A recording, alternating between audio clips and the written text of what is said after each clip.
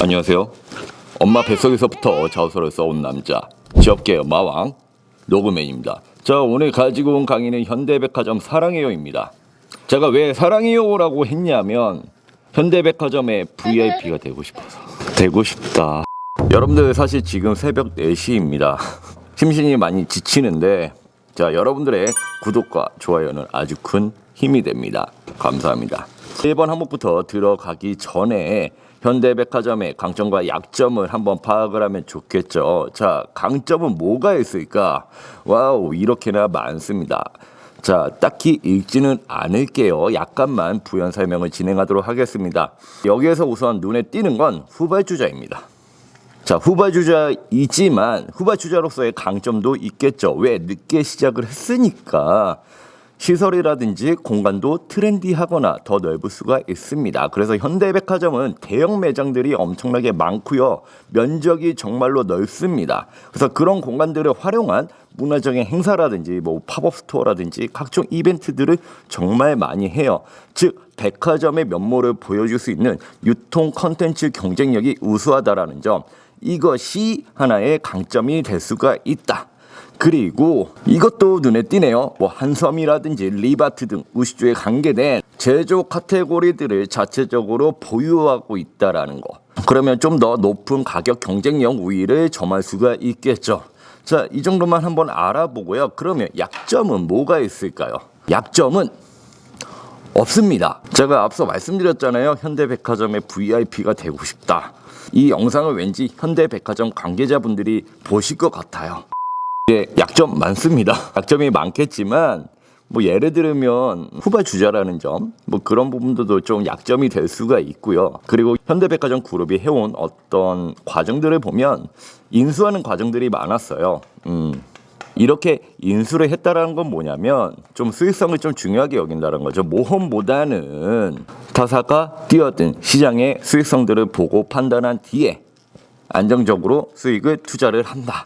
이런 식의 강점이 있긴 하지만 이러한 강점이 때로는 약점이 될 수도 있겠죠. 특히 요즘과 같은 시대에는 빠르게 움직이는 기업들이 승패를 선점할 수 있기 때문에 현대백화점의 이러한 전략들이 어떻게 보면 약점이 될 수도 있겠습니다. 자, 약점에 관해서는 이렇게 좀 짧게 언급을 하고 지나가도록 하겠습니다. 그리고 사실 제가 약점을 언급을 해도 지원 동기에 굳이 어필을 안 하셔도 될 것 같아요. 그러면 본격적으로 1번 항목 들어가도록 하겠습니다. 자, 1번. 자, 지원 동기와 지원 직무의 적합. 딱 여기까지만 읽어도 우리는 뭘 알 수 있습니까? 이거는 우리를 짜증나게 하는 지원 동기이구나. 근데 이제 여러분들이 이걸 볼 때마다 맨날 어려워하시죠. 왜?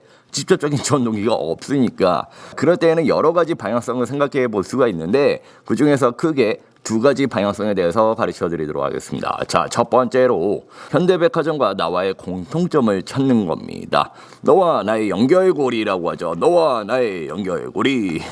이 말은 즉슨 무엇이냐면 내가 추구하고자 하는 유통업에서의 목표가 있는데 현대백화점 너네 기업에서만이 이걸 이룰 수밖에 없어 라고 목표를 일치시키는 겁니다. 자, 그럼 그냥 바로 예시로 볼게요. 쭉 한번 읽어보시면 자, 우선 첫 문장이 나오죠. 문화적인 소비에 포커스를 맞춘 현대백화점의 전략은 고객님께 다양한 행복을 드리고 싶다는 저의 목표를 자극합니다. 뭡니까?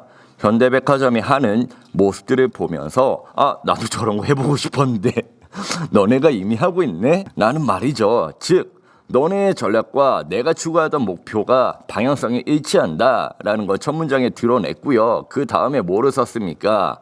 내가 이런 목표를 갖게 되었던 계기에 관해서 구체적인 경험으로 기술을 했습니다. 여기까지 읽어보시면 나의 경험이 구체적으로 나오죠. 왜 이러한 목표를 갖게 되었는지에 관한 스토리가 나오고 유통업, 백화점 업계에 대한 본인의 관심도를 간접적으로 어필을 하고 있습니다. 자, 그 다음에는 뭐가 나옵니까? 지원 직무에 대한 이야기가 나오고 있네요.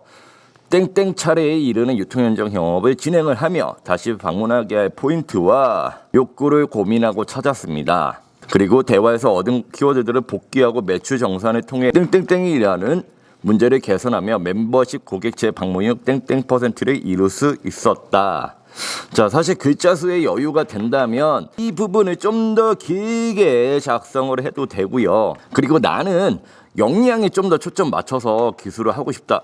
나의 경쟁력을 좀 더 어필하고 싶어. 라고 한다면 이 부분을 차라리 삭제를 하고 이 부분을 좀 더 구체화를 시켜도 됩니다.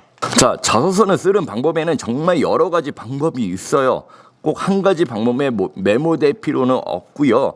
이렇게 짧게 쓴 경험을 좀 더 구체화하여 내가 어떠한 역량과 경쟁력을 가졌는지를 어필할 수도 있습니다. 그리고 마지막 문장에 뭐라고 했습니까? 이러한 분석적인 사고와 문제를 개선했던 적극성으로 현대백화점만의 복합 문화 소비 공간을 만들겠습니다. 왜? 백화점은 요즘 복합 문화를 지향을 하고 있습니다. 단순히 물건을 구매하고 쇼핑을 하는 공간이 더 이상 아니에요. 백화점 업계에 관해서 기사를 조금만 찾아봐도 아실 수 있을 겁니다. 자, 이건 이렇게 간단하게 넘어가고 사실 이제 그런 분들도 좀 계실 거예요. 저는 정말 백화점에 정말 자주 방문을 해서 제가 느꼈던 점에 관해서 이야기를 좀 더 하고 싶은데 사실 그 부분은 어디서 묻고 있습니까? 자, 상목 5번인가 6번인가 5번에서 아마 묻고 있을 겁니다. 그래서 딱히 여기에서 어필을 하실 필요는 없을 것 같아요. 그러면 두 번째 관점으로 들어갈게요. 자, 두 번째 관점, 직무에 필요한 자질, 성향, 경쟁력을 언급을 하고요. 그 다음에 기업 포인트를 언급을 하는 겁니다. 지원 동기와 지원 직무 여기에다가 좀 더 포커스를 두는 것이라고 생각을 하시면 되세요. 5번 문항을 보시면 어차피 현대백화점에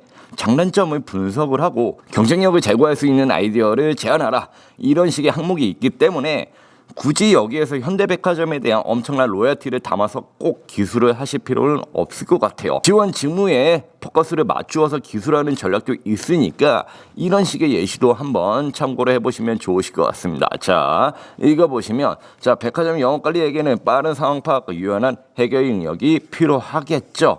왠가요? 정말 다양한 상황들이 정말 많이 일어납니다. 그런 상황 속에서 문제 상황 해결이 중요하기 때문입니다. 라고 이야기를 했죠. 그 다음에 뭐라고 썼습니까?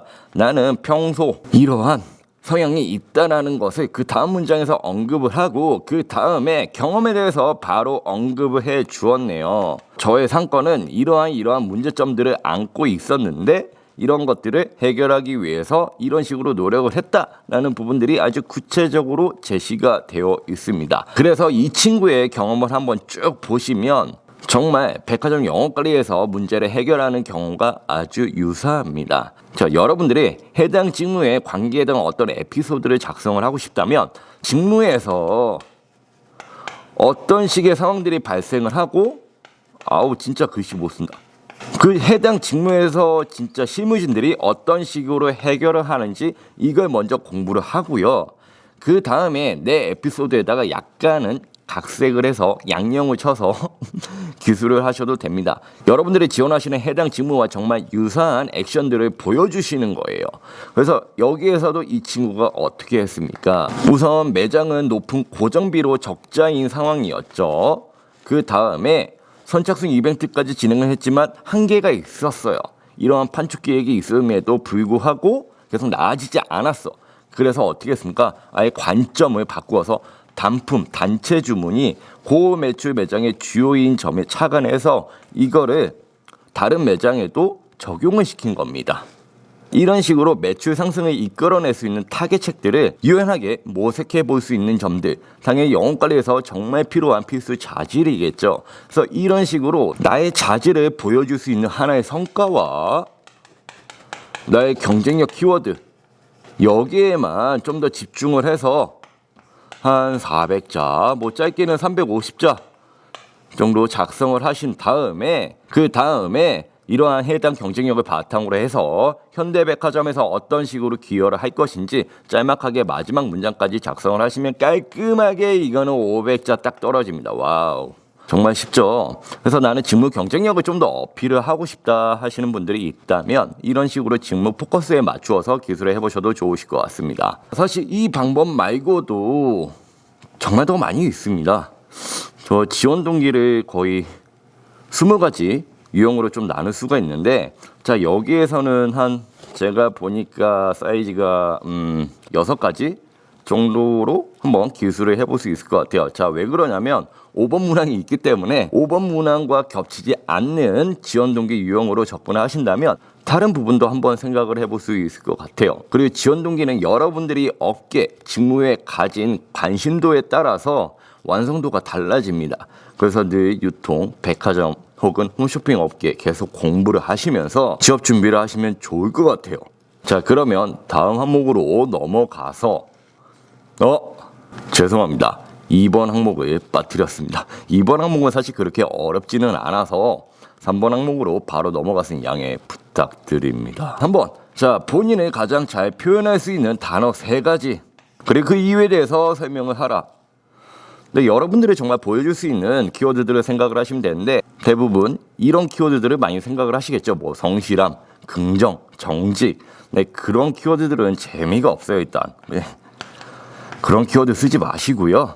정말 여러분들의 특성을 재미있게 눈에 띄게 보여줄 수 있는 키워드들을 선정을 하시면 좋겠습니다. 자, 그래서 그 방법을 몇 가지를 가르쳐 드릴게요. 키워드, 뭐 별명 하니까 제 별명이 생각나는데 제 별명이 옛날에 한주먹이었습니다. 제가 한주먹에 때려 눕힌다가 아니라 제가 한주먹에 나가 떨어진다. 다시 본론으로 들어가서 이런 관점으로 한번 보시면 좋을 것 같아요. 뭐 업무에 임하는 여러분들의 어떤 자세라든지 방법이 있겠죠. 그런 관점도 생각을 해보시고요. 아니면 조직 속에서 아니면 대인관계 측면에서 보이는 나의 강점이나 약점들 아니면 직무적인 자질로 바로 소구될 수 있는 강점들 혹은 업계에 대한 관심도를 드러낼 수 있는 여러분만의 특성이나 키워드 아니면 여러분들이 가지고 있는 생활 습관이나 라이프 스타일 이러한 특성들을 보여줄 수 있는 키워드들을 정말 다양한 관점에서 생각을 해보시면 좋을 것 같습니다. 이 4가지 관점에 착안을 해서 이런 식의 키워드들을 생각해 볼 수 있을 것 같아요. 이거 안 지웠어. 죄송합니다. 이런 식으로 한번 생각을 해볼 수 있겠죠. 자, 고정관념이 아닌 유동관념. 재밌죠? 네, 이런 식으로 기존에 있는 단어들을 뭐 여러분들 식으로 재해석을 하거나 재밌게 바꿔볼 수도 있어요. 네. 아니면 이런 숫자를 좀 활용을 해서 나는 정말 10분 단위로 계획을 세울 정도로 촘촘하게 일정 관리를 한다. 뭐 이런 식으로도 드러낼 수가 있겠죠. 아니면 어떤 직업군을 상정을 해서 저는 신부님이다. 저는 친구들이 신부님이라고 많이 부른다. 이런 식으로 주위 친구들이나 주위 지인들이 여러분들을 부르는 별명들 또 한번 생각을 해보면 좋겠습니다. 사실 3번도 그렇게 어렵지는 않고요. 정말 하나쯤은 재밌는 키워드 있잖아요. 자, 면접 때 활용이 될 수 있을 만한 키워드 정말 면접관들이 좀 궁금해할 수 있는 키워드들 정말 재밌는 키워드들을 넣어주세요. 자, 이렇게 생각을 하시면 편할 것 같아요. 자소서는 서류 통과용이기도 하지만 면접 때 활용이 될 수 있는 서류입니다. 즉 면접관이 보자마자 좀 더 궁금증을 자아내게 하고 정말 이 친구를 한번 보고 싶다. 면접 때 이런 질문을 한번 해보고 싶다. 이런 식으로 유도를 하는 서류라고 생각을 하고 작성을 하셔야 됩니다. 4번과 5번 또 사실 설명을 해드리고 싶지만 너무 시간이 길어지는 관계로 제가 457딥.com의 원문 프리로 작성을 해두었습니다. 457딥.com의 뭐 백화점 업계 실무진들이 작성한 직무 기술서라든지 백화점 관련 합격 자소도 업데이트 되어 있으니 꼭 참고해 주시길 바라며 오늘 강의는 이만 마치도록 하겠습니다.